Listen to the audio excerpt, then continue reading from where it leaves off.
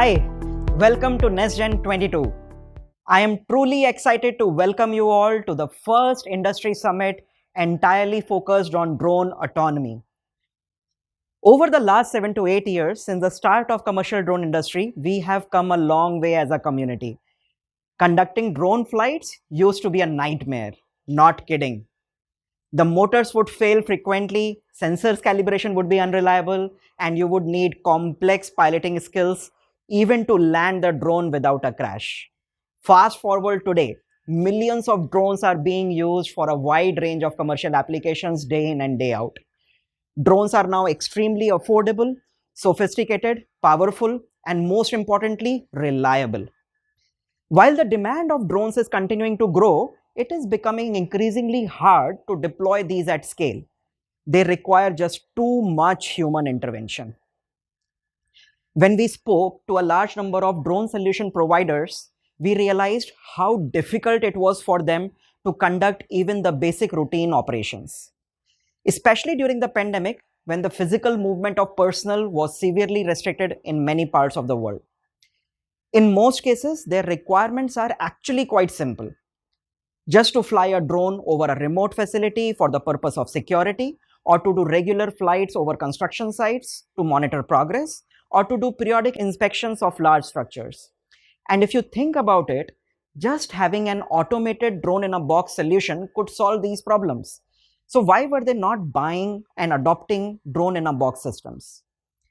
As we dug deeper, we realized everyone is familiar with DiAB and the promise it holds. In fact, several DiAB systems have been around for more than 7 years, but we have never seen large-scale adoption of these systems, and these are nowhere to be found. Why? These systems are way too expensive, very complex, and not very reliable. On further analysis, we understood that all these fall under the category of closed DiAB systems. Here, a single company is trying to do everything, building the box, building the drones, the software, and also trying to sell these systems directly to the end users. They are investing so much in inventing everything from scratch, it's reinvention of the wheel. And they need to ensure that each component is reliable and robust, and it ends up making the entire system very expensive, costing anywhere between $100,000 up to even $250,000. So only very rich customers are able to afford these systems, and for very small numbers. The manufacturers are unable to realize the economies of scale and are unable to lower the costs for their customers. It's a vicious cycle. Now, the question is, what is the need to invest in development of a new drone when we have extremely reliable, powerful, and low-cost drones available in the market today? So we went back to the basics and we said, why don't we work with partners who are experts in complementary areas and join our forces together to build something that is far better, reliable, and affordable, and that can be deployed at scale. Basically, bring this DiAB technology to the masses. We call this approach the open DiAB approach. Over the last year, we have partnered with a large number of box makers and have built DiAB products around off-the-shelf drones that are highly reliable and affordable, as all these drones are produced in very large quantities. This has helped us bring down the cost of these DiAB systems by an order of magnitude. So now it is possible to own a DiAB system for just around $20,000 instead of $200,000 and get the system that is more compact, simple, reliable, and robust. And it does not stop here. We are also building an ecosystem of app developers who are building domain-specific applications for security, monitoring, inspections, and so on. So this open DiAB ecosystem allows compatibility with multiple drones, multiple boxes, and multiple software applications at the same time. This makes it easy for various domain experts to play a role in shaping this industry without having to reinvent the entire stack all by themselves. The resulting integrated system is now far more effective and affordable at the same time. And this, we believe, is the right way to help bring drone autonomy to the masses. Let me now invite Kay to share his insights into the commercial drone industry with you. Based out of Hamburg, Germany, Kay is the founder and CEO of Drone Industry Insights and is helping create transparency and accessibility for the quickly evolving UAV market. Kay, it is great to have you at NestGen. Over to you.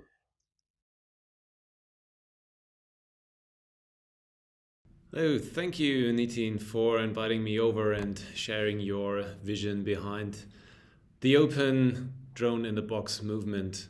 Hello, everyone. Welcome to NestGen 2022. My name is Kai Wackwitz. I'm head of Drone Industry Insights, a market research and consulting company here in Hamburg, Germany. And today I want to give you a very high level, like a 30,000 feet view on the commercial drone space. So, as you know, our working environment looks a lot like this today. This is a change, or this is something that we did not really decided to do or wanted to do, but this is something that we had to do, right? So remotization of work is something we're now forced to do and forced to facilitate. And this is something where drones are actually really good at. And let's start with the investments.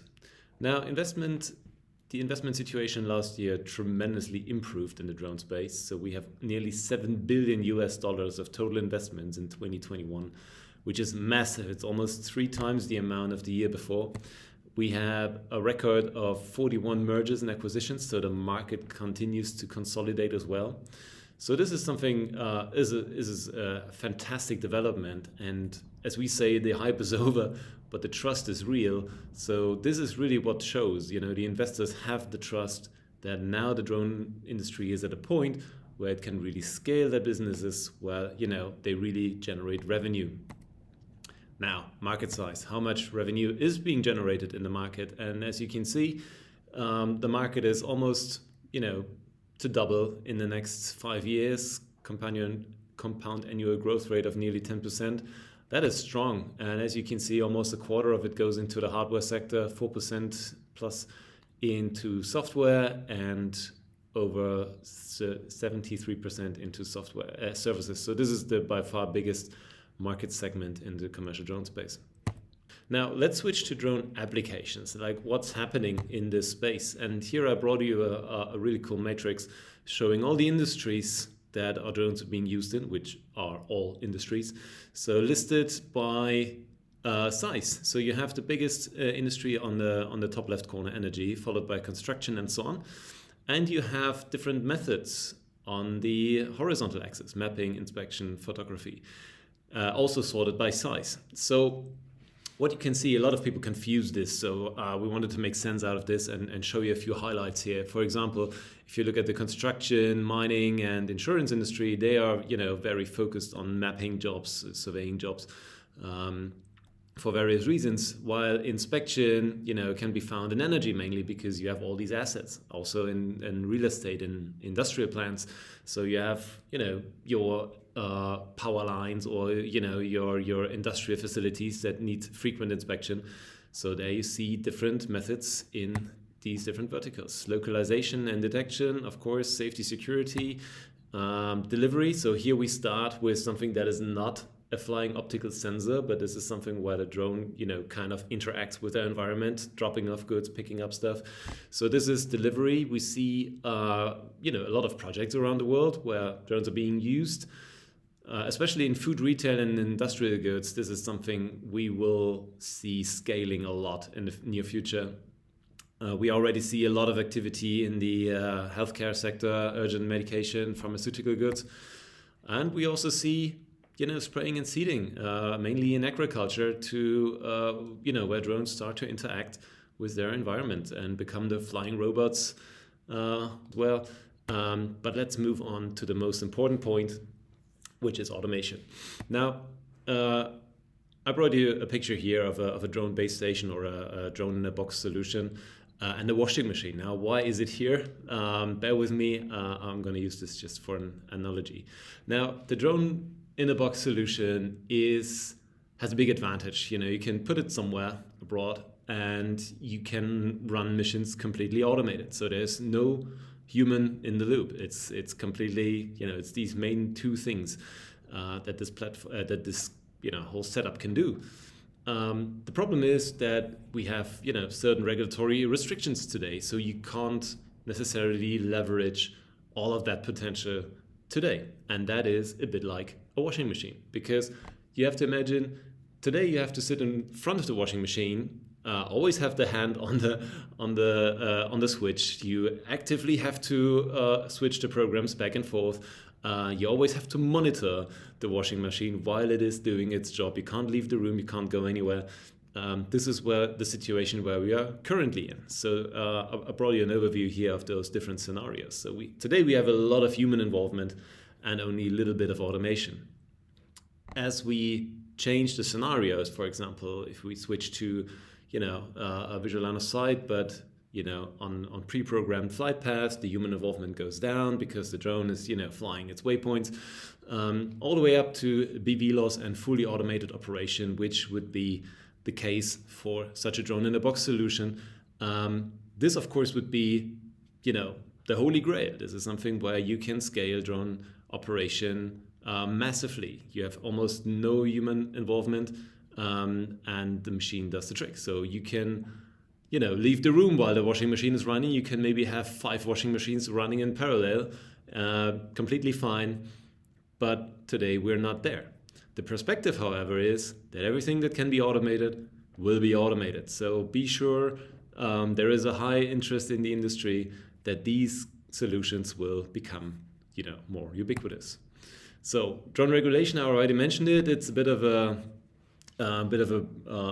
break here. It really slows the whole progress a little bit down. But on the other side, of course, it takes time, to come up with a sophisticated framework.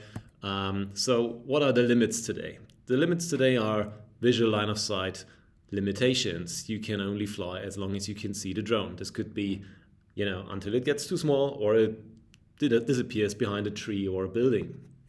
You can extend the radius within visual observers. So you have an extended visual line of sight operation. But again, this is also something, that maybe doubles your radius, but it doesn't really do the trick for scaling your drone operation. This would then be BVLOS, beyond visual line of sight operation. And beyond visual line of sight doesn't necessarily mean, until the drone is too small to see. It could be in a different city or even in a different country, the operation. So this is huge. And because it's so huge, it needs a sophisticated framework. Now, a lot of applications, a lot of use cases only make sense in a BVLOS scenario. You have drone delivery in there, you have border patrol, search and rescue, the inspection of long linear infrastructures. All of that falls into BVLOS and needs regulation. So this is a very important aspect when it comes to automation, because again, automation and BVLOS kind of goes hand in hand. You can only do the one thing. It will take time. So what does it mean? Obviously, we can't really leverage drone operation in a BVLOS scenario today. So what else can we do then? Well, there are a few ways. So you can, on the one side, you can kind of, go around that leveraging roadblock and try to scale your VLOS operation. There are great creative ideas to do that. You could go indoors because aviation requirements don't apply there. So also here we see a lot of really cool solutions flying indoors or underground. And of course the other way around it would be flying BVLOS on a waiver base or on a exemption basis. So we see people delivering stuff in the world based on waivers. So there are ways to get around this roadblock.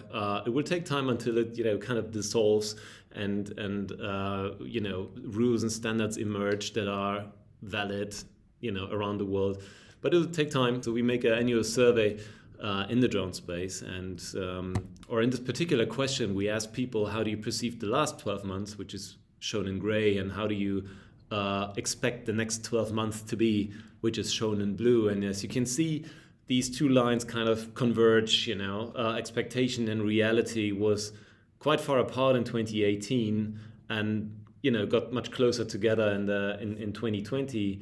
And now we see something that I mentioned already, that in 2021 it kind of shifted to a much more positive view, and you can see that also the investors share this view. So we are now on a turning point here, which is great. So the overall mood or the overall expectations is that we are looking forward to our own industry, and that I think is a great way, to see the world, to understand what the future might bring in this space. So I really hope you enjoyed this very brief introduction in the drone space and this very high level presentation. It is important to stay on top of the game.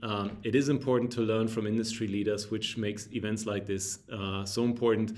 The exchange is what drives the market, what drives innovation.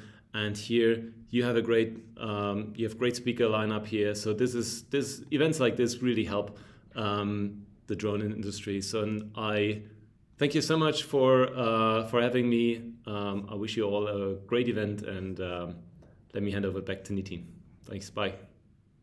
Thanks, Kay. That was super interesting. Let's now move over to Achal and learn more about our customers and partners and get a better sense of how this open DIAB ecosystem is gaining momentum. Our mission for Flight Now, since its genesis, has been to build a one-stop drone autonomy platform by collaborating with best of the world for hardware as well as software.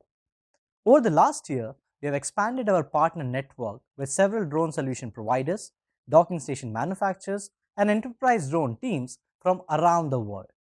Working closely with them, we have solved the obvious problems associated with manual drone operations for various applications. Pilots now no longer have to worry about traveling long distances to inspect sites, working in suboptimal conditions, or conducting manual patrols round the clock. Early 2021 saw the release of two amazing DiAB systems built by our good friends at Hextronics and iDeployer. Based in Miami, Florida, Hextronic builds drone stations with robotic battery swapping and advanced cooling systems. These stations house and charge multiple batteries and offer a swap time of under 90 seconds for minimal downtime. For increased mobility and fast response, Hextronic offers HexTruck, enabling public safety officials to deploy drones instantaneously. All the way from the UK, iDeployer manufactures compact and cost-effective drone docking stations with their unique charging mechanism. Their simple and lightweight design makes it the go-to choice for every drone solution provider. That very year, we announced our partnership with 3 more box makers, offering their own set of exciting features and unique capabilities. And today at NestGen, we're super excited to announce 5 more partners, taking the total count to more than 10 drone-in-the-box solutions. We strongly believe that these docking stations paired with reliable off-the-shelf drones and our intelligent and cloud software will drive autonomy in drones. The open DIB ecosystem has had a fundamental impact on the drone industry. DSPs across the world now have access to this tech for the first time, and this was never possible a year back due to the lack of affordable hardware. Let's hear the journeys from our partners. Here's Tariq from Firnas Aero, all the way from Saudi Arabia. Assalamu alaikum. My name is Tariq Nasruddin. I'm the founder and CEO of Firnas Aero. Firnas Aero is a drone-in-a-box service provider. We use drone-in-a-box solutions to help our customers overcome challenges that are related to inspection and surveillance mainly. We are slowly also exploring delivery.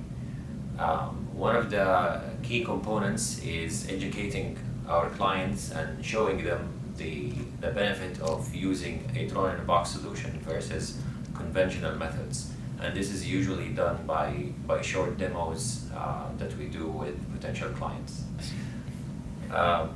We are currently located in Saudi Arabia, and we are also expanding to the nearby GCC countries, with the potential also to expand into the MENA region and globally. Some of the use cases that we deployed drone-in-a-box solutions were, there was a project that we worked on the environmental impact with the Red Sea Development Company, where we continuously monitored the beach for the plastic bottles that came with the tidal waves, and we were locating these clusters of bottles and helping the environmental team clean up the beach area. Another project, we're also working with NEOM to help them in measuring the construction monitoring using a drone in a box. Another project is a project that we did with KAUST University, where we're doing just everyday regular surveillance around the university campus. And all of these three projects depend heavily on the use of a drone in a box and the automation that comes with such a solution. Thanks, Tariq. Let's go to Japan to hear from Yuji from AfterFit. Hi, I'm Yuji from AfterFit. AfterFit is a Japanese renewable energy company making and selling green energy to company and consumers. We set up this drone box in this solar site for inspection and security purposes. And we've got two big benefits out of it. One, saving travel cost. In order to get this site, it will take about 2 hours from our nearest office.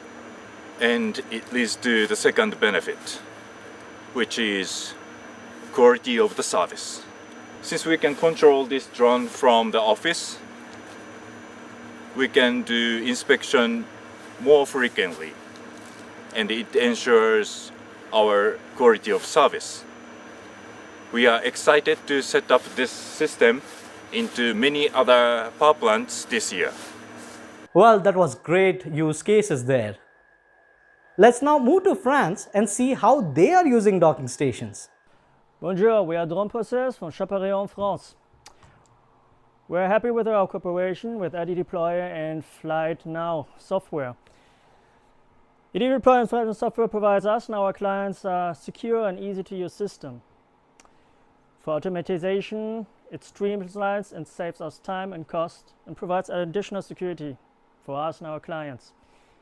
In Rhône-Alpes in France, the terrain is mountainous, windy, and hard to control.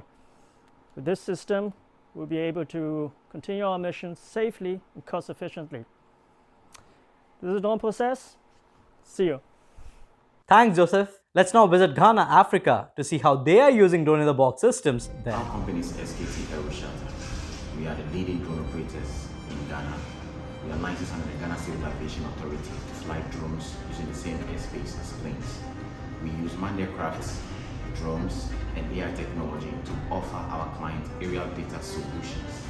We have clients in the mining sector, agriculture sector, forestry, and construction sector.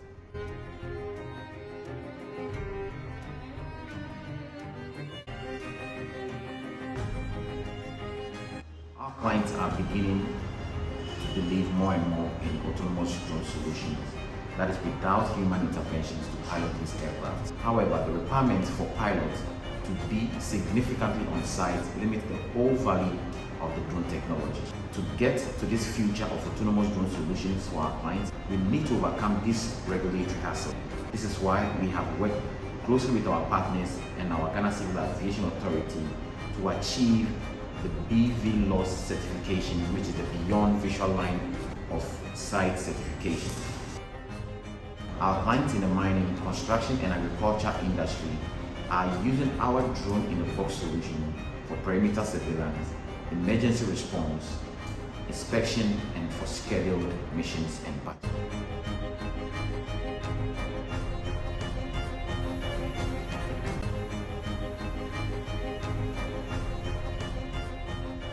That's great. Now let's move to Pampa Energia and see what they are doing in Argentina at their power plants. Hi, my name is Marcelo Lopez, and I work in the IT area of Pampa Energia. Pampa is one of the most important energy producing companies in Argentina. We participate in power generation and transmission. Pampa generates electricity for more than 4,000 megawatts, combining thermal electricity power plants as well as wind farms. The company is engaged in the power transmission through the co-control of Transener that operate 85% of the high voltage transmission line of the country. We have developed intense activity at exploration and production of oil and gas, with presence in 30 production blocks and 5 production blocks located in the country's most relevant basins. As co-controller of Transportadora de Gas del Sur, we transport 60% of the gas consumed in Argentina. We have been using drones in our operations since 2000 for a large number of tasks related to the inspection, survey and surveillance of our assets. We have our own fleet of drones and pilots to carry out these tasks, including some special equipment for internal inspection in confined space.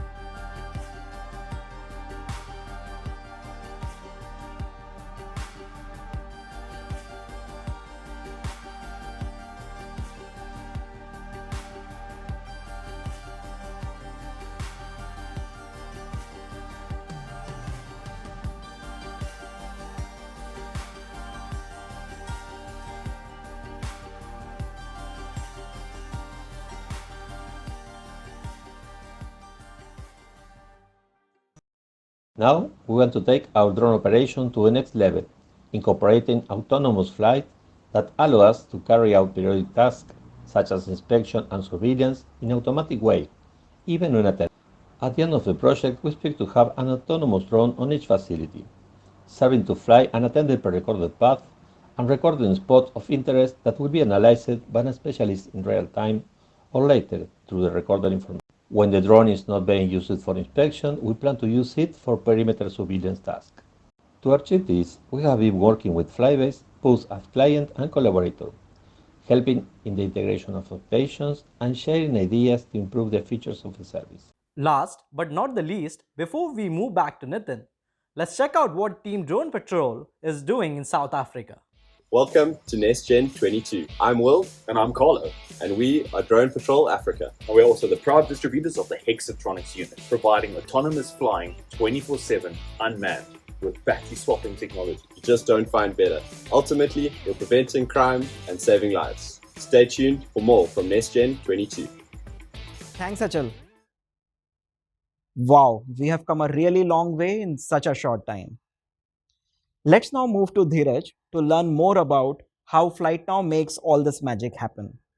Over to you, Dheeraj. Thanks, Nitin. For the success of the Open DiAB movement, FlightNow needs to be compatible with a wide range of docking stations.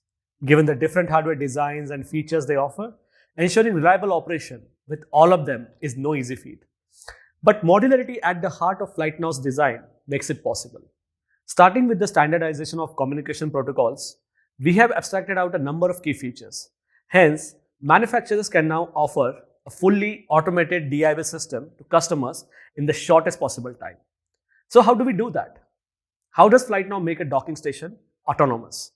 4 things: precision landing, FNDS communication protocol, docking station lifecycle management, system design guidelines.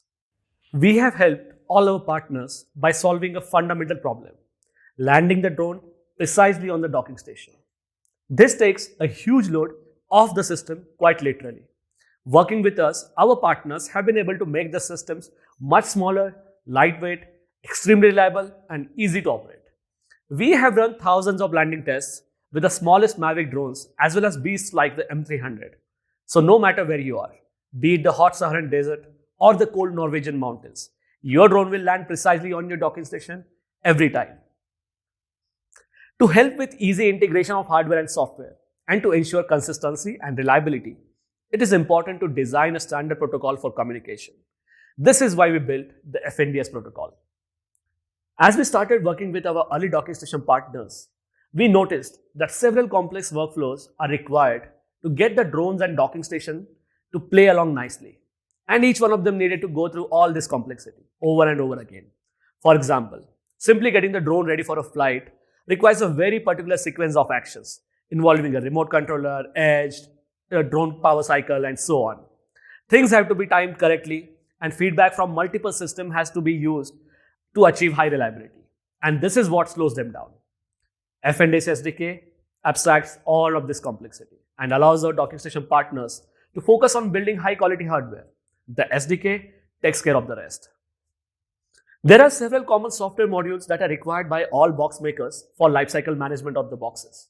For example, over-the-air updates, accessing logs remotely in case of any issues, and receiving detailed diagnostic data for improving the performance and design. FlightNow provides all these capabilities to our partners. On top of all of this, we share system design guidelines and help conduct technical reviews for our partners. This helps them bring their boxes to market much faster. The guidelines have been designed based on our years of experience with drone autonomy.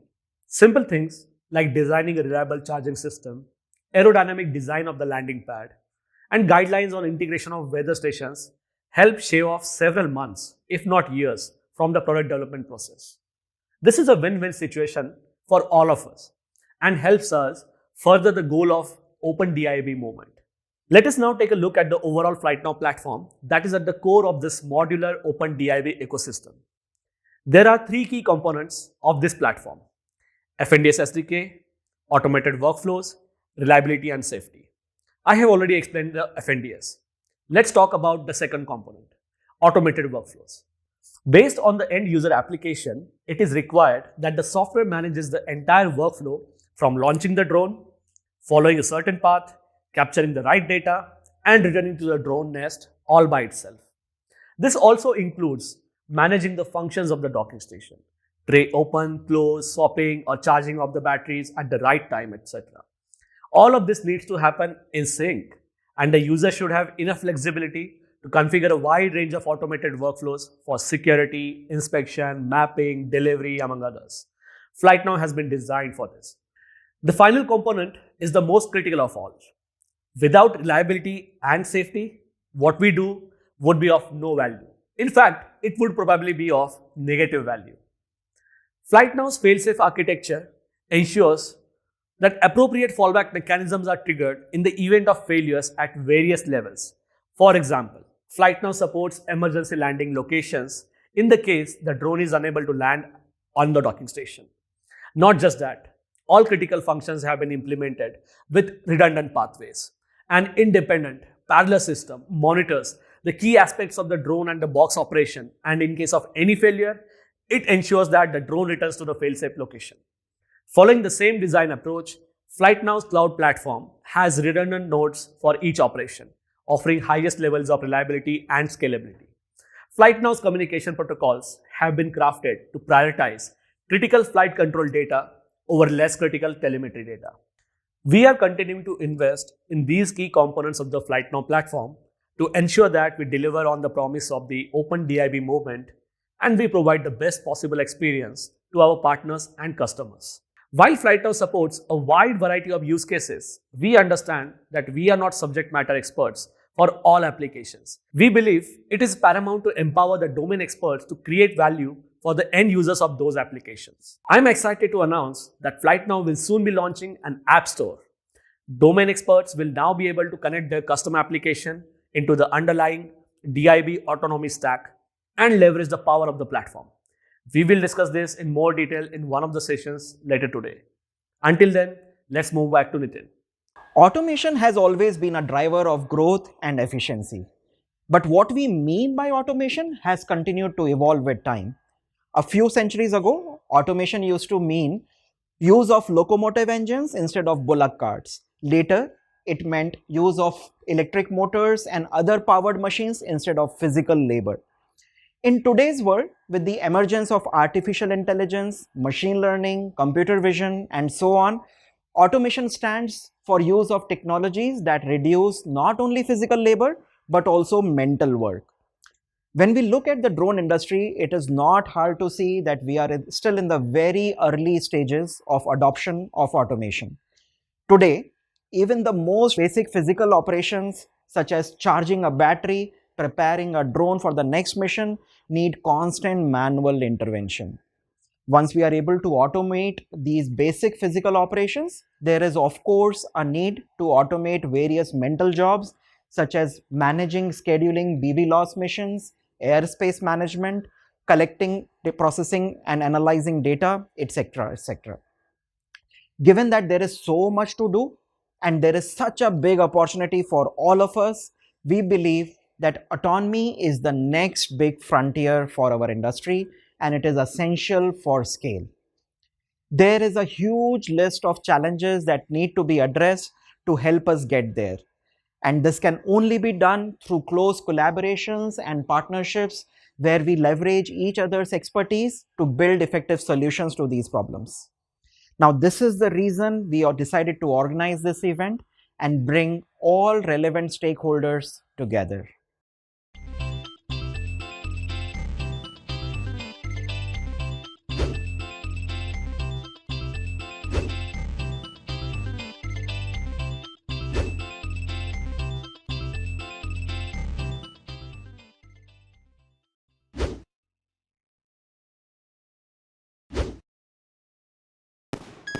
With this thought, I would like to invite NestGen's Coordinator-in-Chief, Baishali, to share with us the agenda for the day.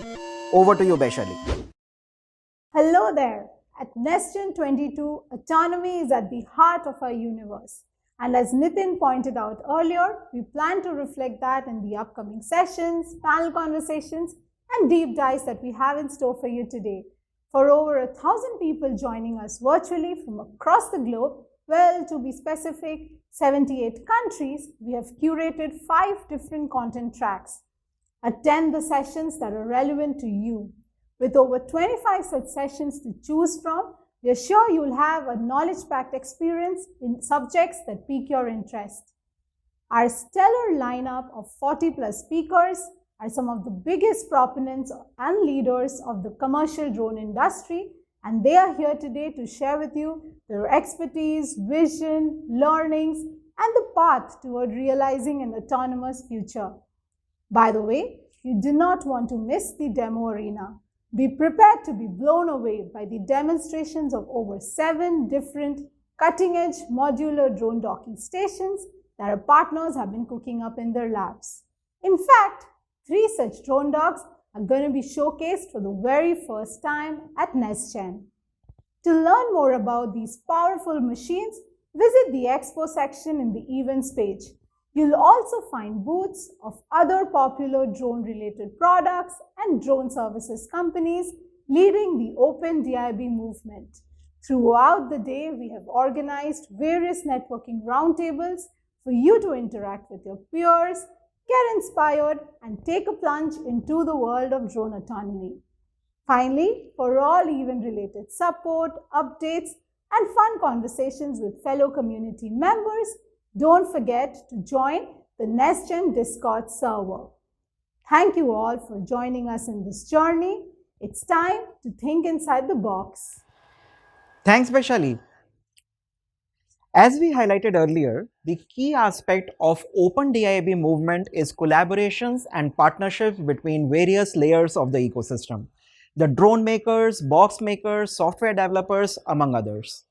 In order to make this work, we really need to understand the end users and their requirements very well. It is also important to ensure local compliance with regulations, provide operational support and training to the users, and so on. This is where operational expertise and end user relationships of drone solution providers is paramount for this movement to succeed. On that note, let's kickstart NestGen 22 by inviting Kamarul, CEO of Aerodyne Group, to the stage. Aerodyne, as we all know, is the world's largest drone solution provider. They have presence across 35 countries and they have inspected millions of assets. Kamarul will be sharing with us his insights on how drone autonomy is transforming our industry and what major changes can we expect to see over the next few years.